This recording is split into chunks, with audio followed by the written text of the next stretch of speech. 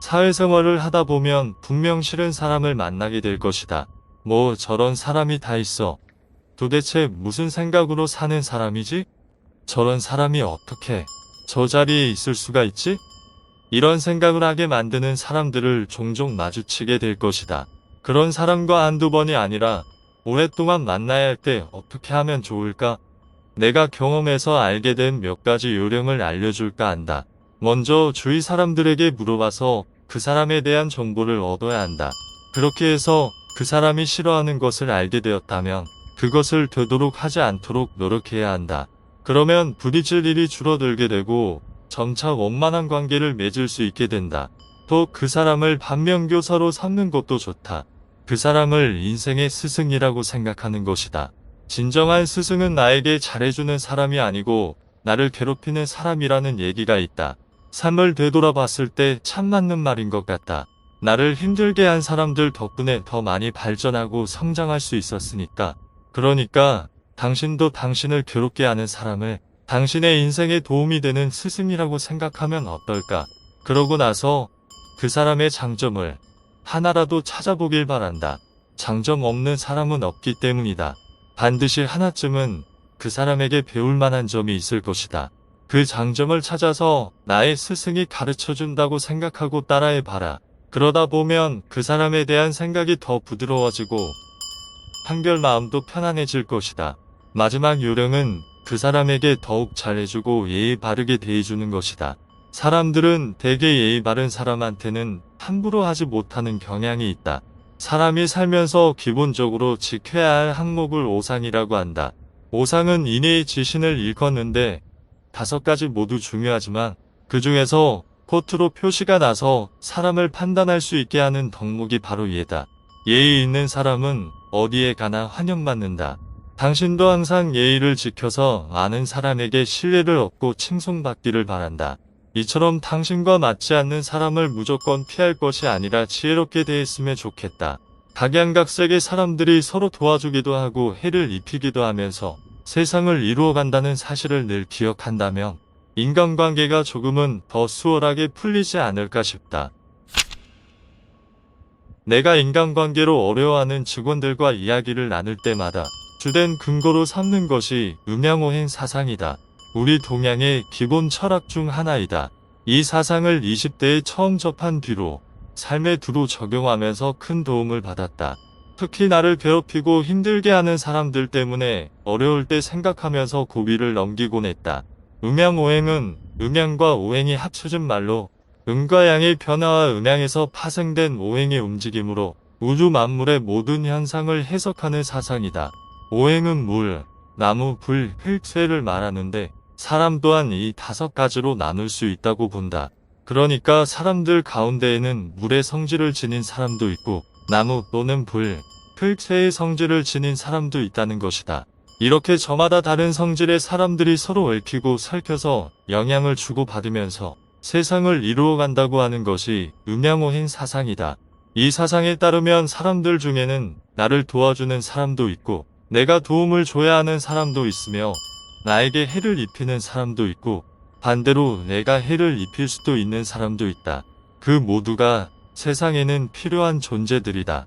그리고 내게 해를 끼치는 나쁜 사람도 다른 사람 입장에서는 도움이 되는 좋은 사람일 수도 있는 것이다.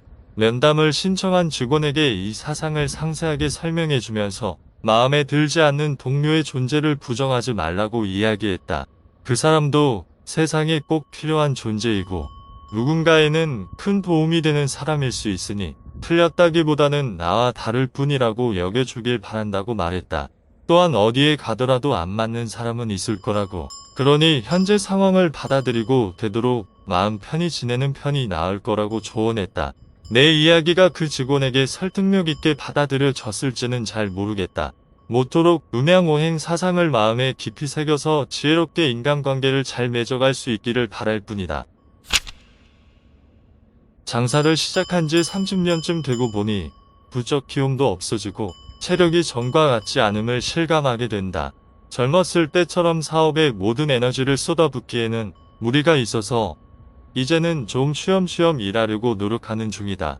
시야를 멀리에 두고 천천히 오래가는 법을 배우려고 하고 있다. 오랫동안 한 가지 장사에 몰두하면서 많은 것을 배웠다. 하지만 여전히 힘든 것들이 있다. 그 중에서 가장 어려운 것이 바로 직원들과의 관계다. 요즘 직원들과 일하면서 세상이 많이 바뀌었음을 깨닫는다. 기존의 관념과 상식은 깨어지고 모든 것이 새롭게 만들어지고 있다. 그것이 현실이기에 직원들에게 내 생각을 강요하기보다는 서로 소통하면서 인정하고 이해하려고 애쓰고 있다. 며칠 전에 직원 한 명이 면담 신청을 했다. 그 얘기를 듣고 덜컥 겁이 났다. 사장님, 드릴 말씀이 있습니다. 하면 10중 8구 그만두겠다는 얘기가 이어지기 때문이다. 그래서 또 퇴사하려나 보다. 요즘 사람 구하기 엄청 힘든데 어떡하지? 하는 고민이 되었다. 잔뜩 긴장한 채로 직원을 만났다. 뜻밖에도 퇴사가 아니라 다른 직원과의 관계에서 비롯된 어려움을 호소하였다. 그 직원과 너무 안 맞아서 함께 일하는 것이 괴로워 회사를 그만둘까 생각도 해봤다고 하소연했다. 그 직원의 무엇이 가장 힘든지 물었더니 자기 일밖에 할 줄 모르는 점을 들었다. 그리고 같이 잘해보자고 무언가 제안을 했을 때 무조건 흠을 잡고 부정적으로 받아들이는 태도가 큰 스트레스를 준다며 호소했다. 그 직원이 꿈에 나타나 괴롭힐 정도라고 하니 얼마나 힘든지 알 것 같았다.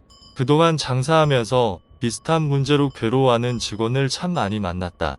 저마다 다른 개성을 지닌 사람들이 마음을 맞추어 함께 일하기란 몹시 어려운 일이다. 사람이 많을수록 여러 계파가 생기고 그로 인해 분열이 일어나 조직 전체의 업무 효율성과 생산성이 낮아진다. 그러므로 사장으로 성공하고 싶다면 다양한 직원들의 고충을 들어주고 보듬어주며 함께 갈 수 있도록 이끌 줄 알아야 한다. 무척 어려운 일이지만 말이다. 직원들이 서로 의견과 성향이 맞지 않아 어렵다고 얘기하면 사장들은 대개 참으라고 이야기한다. 그래도 내가 참아야지. 어쩌겠어. 하지만 이런 얘기는 당사자에게 와닿지 않는다. 대책 없이 참고 감내하라는 얘기는 폭력이 될 수 있다. 그렇다면 어떻게 해야 할까? 내 경우에는 세상의 이치를 설명해주면서 상황을 이해할 수 있도록 돕는다.